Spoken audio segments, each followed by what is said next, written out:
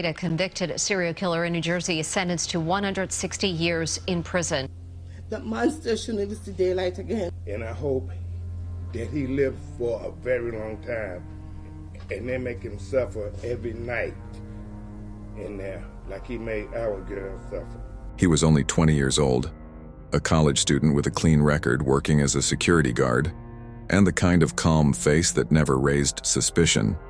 Yet behind that ordinary picture, he was already carrying the thoughts and actions of a predator who had started choosing victims from dating apps and lonely streets. In the space of just a few months during 2016, young women from New Jersey began to vanish. First one, then another, and then another, their disappearances tied together by the faintest threads. Things like a strange text, a silver car spotted at night, or a profile on an app that promised money in exchange for company. At first, it all seemed random, the kind of tragedies that are hard to connect. But soon the traces of those nights began to line up, showing that someone was carefully selecting, luring, and then leaving silence behind. Let's dive into Chapter 11 of the Grim Chapters.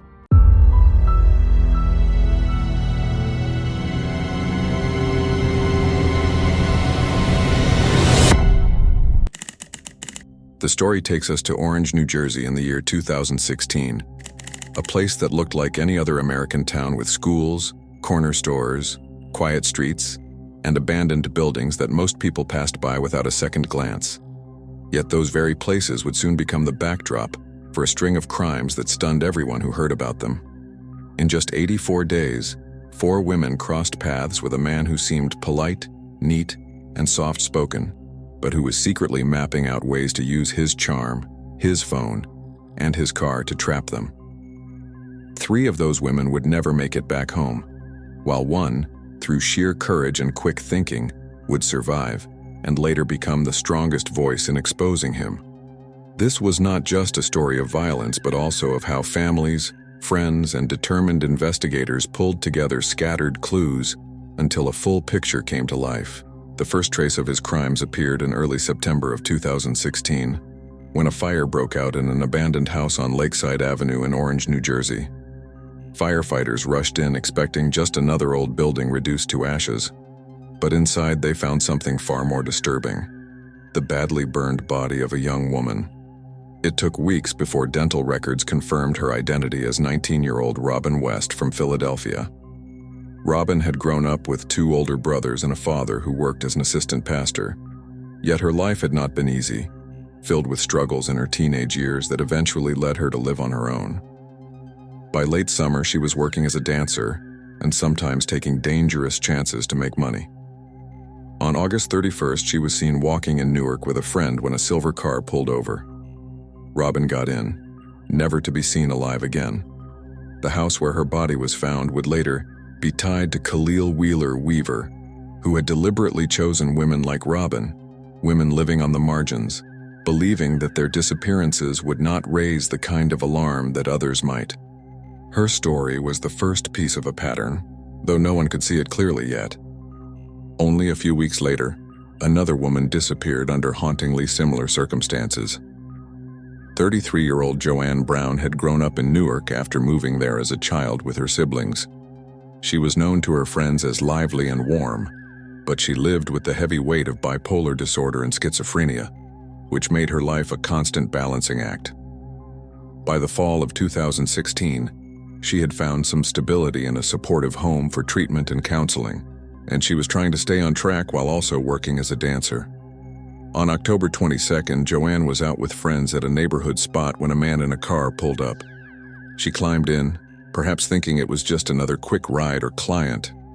She even borrowed his phone to call a friend, a detail that would later become haunting, because that same phone was used hours later to dial the friend again, only this time, there was silence on the line. Joanne had been taken to an abandoned house on Highland Avenue, where duct tape and violence ended her life. For weeks, she remained missing, her body hidden, her absence unexplained, while the man who had taken her carried on as if nothing had happened. By the middle of November 2016, Khalil Weaver targeted another woman, but this time his plan did not go as smoothly as before. Tiffany Taylor was 33 years old, once a student of psychology and music, whose life had taken a series of hard turns that left her struggling to stay afloat. She was homeless at the time, living in her car, and doing what she could to keep herself going. She had come across Khalil earlier that year and had tricked him out of money, which left him angry and determined to get even. Months later, he found her again, offering money she badly needed, and she agreed to meet him. On November 15th, she climbed into his car, but instead of a simple exchange, Khalil pulled out handcuffs, gloves, and a mask. He tried to choke her and force her into submission, convinced that she would never escape. Tiffany, however, fought back with her wits, persuading him to drive her to a motel where she claimed she had left her phone. Once there, she broke free from the cuffs and locked herself inside a room, safe but terrified. Even though she went to the police with her story, her warnings were brushed aside. That mistake would prove devastating because Khalil was already preparing to strike again. Only a week later, Khalil's violence reached its most heartbreaking point. Sarah Butler was just 20 years old, a vibrant young woman from Montclair who filled every room with energy. She loved to dance, she worked as a lifeguard, and she had a close-knit family who watched over her carefully. Even with their protection, Sarah wanted her independence, and she was learning to balance family expectations with the freedom of young adulthood. On the night of November 22nd, just before Thanksgiving, she borrowed her mother's van and told her family she was going out. They noticed she had been speaking with someone she would not name, but they assumed she was simply being private, as most young adults often are. What they could not have known was that Sarah had been messaging Khalil Weaver on the app Tagged, where he offered her $500 for her company. In their exchanges, she even teased him by asking if he was a serial killer, never imagining that the man she was about to meet was exactly that. That night, Khalil lured her to an abandoned house, then drove her to Eagle Rock Reservation, a wooded park nearby. There, he strangled her and left her body beneath a pile of leaves and rocks. When Sarah failed to return home, her family's worry quickly turned into panic. Days later, her van was discovered abandoned, with a strand of her hair extension inside, but no trace of Sarah. Her friends refused to sit and wait. They searched her laptop, uncovered her chats with the tagged user calling himself Little Yaktro, and created a fake profile to draw him out. Their efforts led police to Khalil, the quiet security guard no one had suspected. When investigators finally tracked Sarah's phone and discovered her body in the reservation, the entire community was shaken because it was no longer just a missing person case. It was the horrifying proof that a serial predator had been moving unnoticed through their neighborhoods. By the time investigators looked closely at all three murders and the attempted attack on Tiffany Taylor, it became clear that Khalil Weaver was not acting on impulse. He followed a routine, one that showed careful planning, even if he thought no one would ever figure it out. He used dating apps like Tagged and Meet Me to approach women, often offering money to gain their trust quickly, and then lured them to secluded places where there would be no witnesses. He carried handcuffs, tape, and gloves, tools that made it easier to control and silence his victims. Strangulation was his method of choice, a way to dominate and kill without leaving behind the obvious kind of evidence that a weapon might.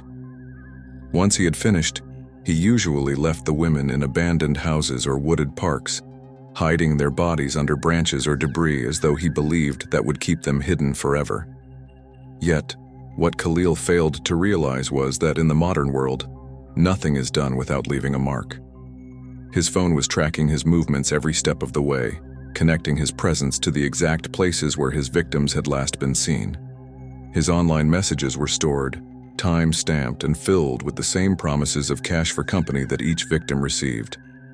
With Sarah Butler, the evidence became even stronger, because her laptop held his chats and even showed her half-joking suspicion that he might be a serial killer. In trying to live a double life as a quiet security guard by day and a predator by night, Khalil left behind a digital footprint so clear that it would eventually expose every secret he thought he had buried. What makes this story even more tragic is that it did not have to go on for as long as it did.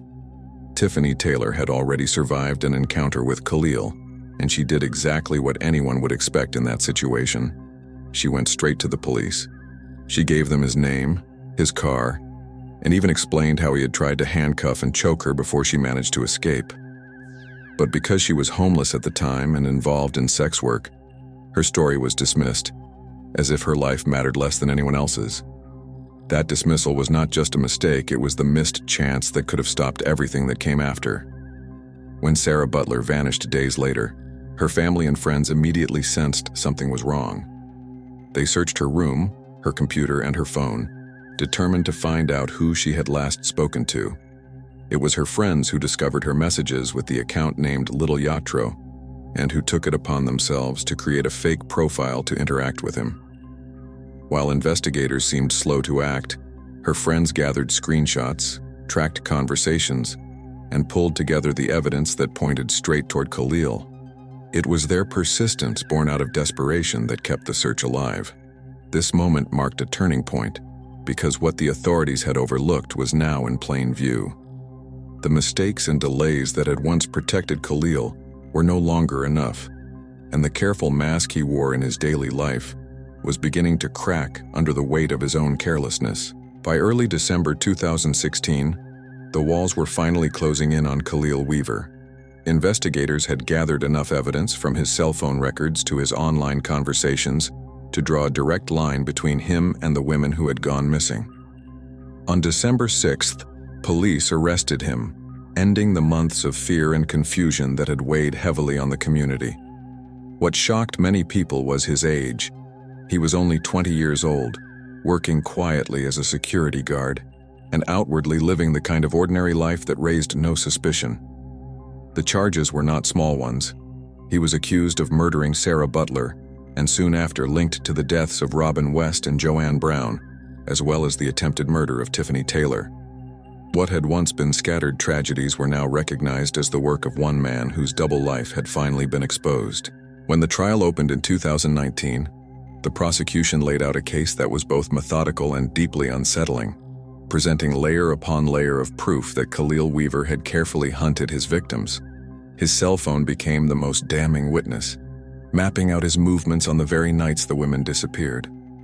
It placed him at the abandoned house where Robin West's body was found, at Joanne Brown's last known location, and at Eagle Rock Reservation, where Sarah Butler's remains were discovered. His internet history was equally disturbing, filled with searches about killing, restraining, and disposing of bodies, searches that stripped away any suggestion that these crimes were spontaneous. The voices that echoed in the courtroom were just as powerful as the digital trail. Tiffany Taylor stood before the jury and told the story of her terrifying escape, describing in detail the handcuffs, the gloves, and the calm determination in Khalil's face as he tried to choke her. But the evidence in his trial was overwhelming, including cell phone records and the testimony of a woman who was almost his fourth victim, but escaped after she was raped. I don't wear makeup anymore. I don't do my hair. I don't have friends. I don't want friends. I don't trust no one. Friends of Sarah Butler described their own desperate investigation, explaining how they had created a fake account to lure Khalil online and gather evidence when official responses felt too slow. Family members of the victims spoke about the pain of their loss, reminding everyone that behind the data and dates were real lives cut short. And I hope you find in your heart that you can give him the longest maximum sentence. And I hope that he lives for a very long time and they make him suffer every night in there like he made our girl suffer. The defense tried to argue that the case was built on circumstantial links, but the combination of technology, survivor testimony, and the relentless work of loved ones created a picture that was nearly impossible to deny. Each piece fit into the next, and the story it told was one of a predator who believed he could hide, only to be undone by the very evidence he left behind. When the trial finally ended in December 2019, the jury needed only 2 short hours to reach their decision, and their verdict was clear and final. Khalil Wheeler-Weaver was found guilty on every major charge, from the 3 murders to the attempted murder kidnapping, arson, and desecration of human remains, leaving no doubt about his responsibility. 2 years later, in October 2021, the judge handed down a sentence of 160 years in prison, a punishment that ensured he would never step outside those prison walls again. In the courtroom, families of the women spoke directly to him, pouring out their grief and anger, while Khalil himself sat silent and without emotion, showing no sign of remorse. For those families, the sentence offered justice, but it could not bring back their loved ones, and as the gavel came down, it was clear that while his crimes were punished, the pain would remain. In the years following Khalil Weaver's sentencing, the community around Orange, New Jersey was left to pick up the pieces, struggling with the reality of what had unfolded so close to home. His crimes highlighted just how easily vulnerable women can be targeted, and how often their disappearances are overlooked or dismissed until it is too late. Yet in the middle of so much loss, there were also acts of courage that left a lasting mark, from Tiffany Taylor's survival and testimony to Sarah Butler's friends, who refused to stay quiet and instead set a trap that ultimately brought him down. Their bravery became a reminder that even when systems fail, determination and unity can still force justice forward. Still, for the families of Robin, Joanne, and Sarah, the pain of losing a daughter, sister, or friend in such a brutal way will always linger, long after the case was closed. Thank you for staying with us till the end. If you want to hear more true crime cases that uncover hidden dangers, please like this video and share it with others. Also, please consider subscribing to the channel and turn on all notifications. Your support is greatly appreciated. Stay safe, and we will see you in the next chapter.